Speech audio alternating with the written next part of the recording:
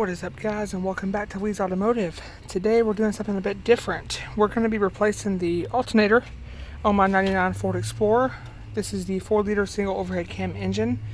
The main reason I'm replacing it is because at idle with the AC and headlights on, it's only charging between 12.9 and 13.1, and the battery gauge inside on the dash is actually falling towards the lowest level, like towards L. So I am going to be installing a DB electrical 220 amp. This is an upgraded alternator for this. The stock one is 130 amps, so the one I'm installing is 220. It's very easy to do on this vehicle. First thing you want to do is come over to your battery, and you want to remove your negative battery terminal. Now in my case, this is a pain in the butt to get on, so I'm going to remove the positive instead. I have custom battery terminals on my vehicle.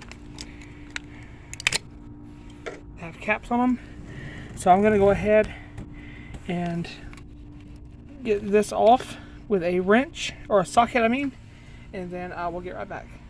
Alright, once your battery cable is removed from your battery, you can go ahead and start disassembling the plastics and the air intake. Also, a lot of people are going to mention the coolant leak here. I caused this because I pulled the cap off to check the level of the radiator, and it pushed some out. So that's why there's coolant down here. So it's not leaking, it's just what I did. Come around here to the front of the engine bay. What you're going to want to do is, you're going to want to take this engine cover off first. I believe these are 8mm bolts. No, they are, yes, they are 8mm, my bad. So what you're going to do is, you're going to get you a ratchet.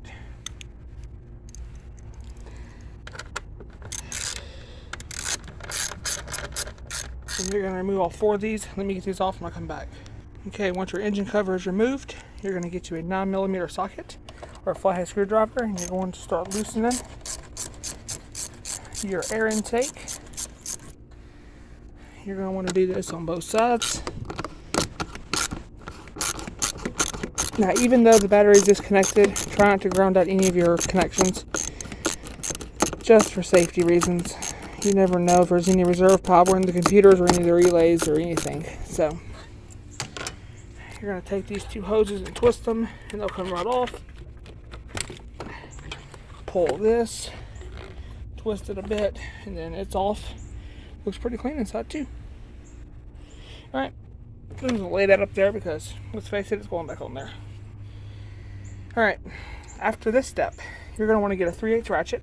Depending on how strong you are, you might need a pulley or tensioner bar or something similar to actually pull on the tension.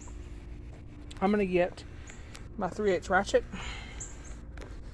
which is inside the vehicle.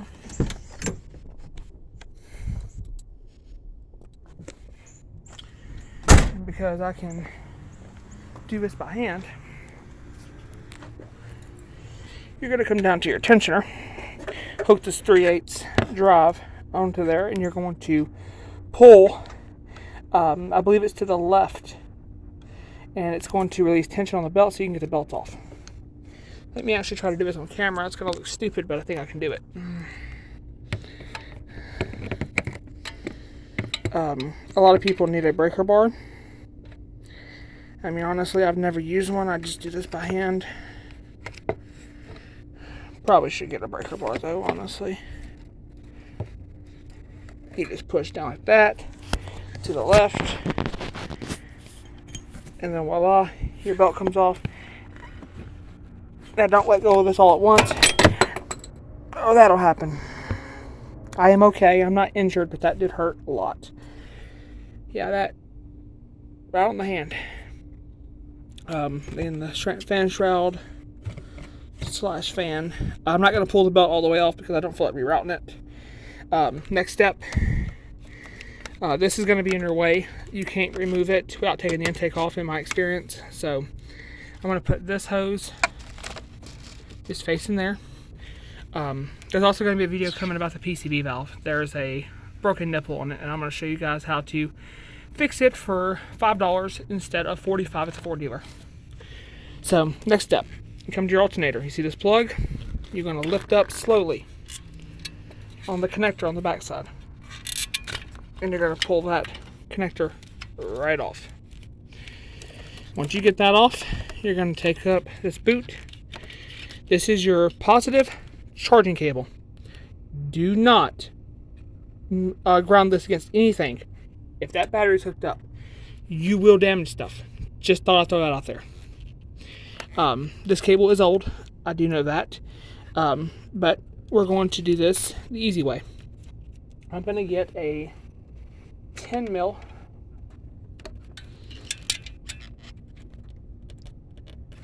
I cannot do that by hand. Usually they're loose enough on these old vehicles. You want to get your 10 mil though, and you want to first want to get this on. Like I said, my camera angles are bad. I'm sorry, I am one-man show. There's nothing I can do to fix that. I do have help, but my friend honestly just doesn't want to do it. I'm just gonna put that out there. That person is camera shy, so, and I get that. I used to be too. That's why I don't show my face on this channel. It's not really, let me explain it. It's not really camera shy for me. It's more of, I don't want to be harassed and I don't want people knowing who I am. Eventually, you know, when I get enough subscribers or something like that, or do like a special video, then yeah, of course I'll reveal who I am. But personally, I just want to stay private. I mean, I'm just trying to help people out and do auto repair. So anyway, once your 10mm nut is off, don't discard this just yet. Keep it, because a lot of times the new alternators don't include them, in my experience. So you're just going to pull this cable off. Like I said, even though your battery is disconnected, don't be stupid. Just get it out of the way. I believe that's a 15mm, and I don't have a deep socket. So this is going to be interesting. It's actually not. It's going to be a 14, I bet. Or maybe a 13. It's a 13. Now, this is hard to do, but I have a friend down here. It's called the Milwaukee M18 brushless. We're going to come right over here. We're going to just sit this bad boy right here, and yeah, that friend right there is the best friend I got, honestly. No, not really. It's not the best friend I got, but as far as the automotive tools, oh yeah, for sure. Now I'm going to pull this bracket off, just so it doesn't fall down in the engine bay and I'll lose it. I'm going to stick it up here. Now, you got two more 13mm bolts on this. Let's see. The impact is not going to fit by itself. Let me get an extension. And these are going to be done by a ratchet, so give me just a second. I'm going to ratchet them out and I'll come back. There's two of them. Alright, so once you get your two bolts out of the bottom, down there, I left this bolt in as a guide. I'm going to pull this third bolt up and out now, and grab the alternator and lift it out, just like that. Very, very simple. There's the old one. Now it still seems good, but it don't sound the best. So what I'm going to do is I'm going to have that one rebuilt. There's a company local to me that sells the brushes. They're also sold on eBay too. But I'm going to have it rebuilt. I'm going to put this back in there, because this is for the MAF harness and everything, and that's for that. I removed the air box off top of the filter just because it was hard to reach in there with a ratchet. So now what I'm going to do is I'm going to go ahead and get the new alternator, which is in this box. It is new, but it was an Amazon return. I got it off Amazon warehouse for like $76. This one did include the new top stud nut, but this is the new one. Looks identical to the old one. I'm going to line it up real quick. Let's see. This might be harder than I thought, honestly. Let me grab this stud. Ow. Like I said, perfect camera angles, not a chance. Good content? Yeah. Will you learn how to do this on your own? Oh yeah, for sure. I'm going to thread that in a few turns. Alright, now that that's out of the way, let me line this up.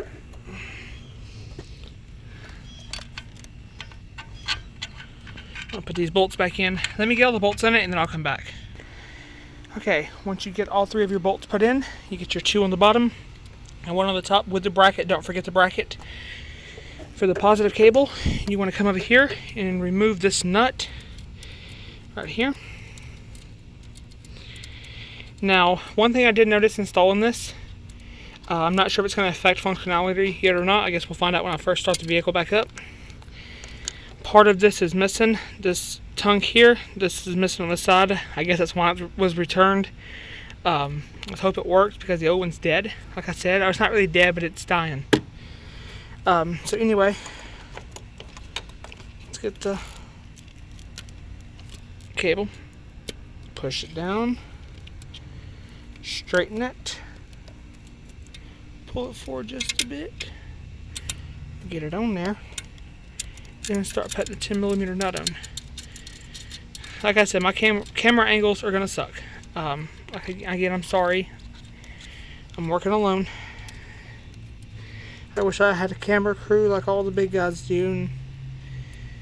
And, I just noticed that wire's coming apart right there. This stupid thing right here is just annoying, but I can't break it because it's from my auto valve. And plus, you don't want to break anything. Don't break nothing while you're working on your vehicle.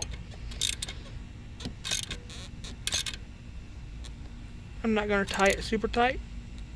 I'm going to tighten this right there. Snug. You don't want to break it off. You just want it snug. That's all it requires. It doesn't need, Hulk Hogan strength or Brock Lesnar strength or anything like that. You just need to put it on. Another thing I almost forgot is this connector.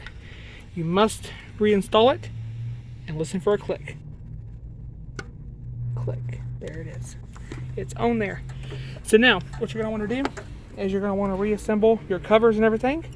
I'm going to go ahead and do that. Put the air intake hose back on, the air box back together, and then we will fire it up and see how it runs. Almost forgot. Got to put the belt back on. Let me get that on. Everything's back together except the engine cover. I need to get the PCV valve video done, so that's why I didn't put the engine cover on. But let's start it up and see how it does. Alright, let's fire it up.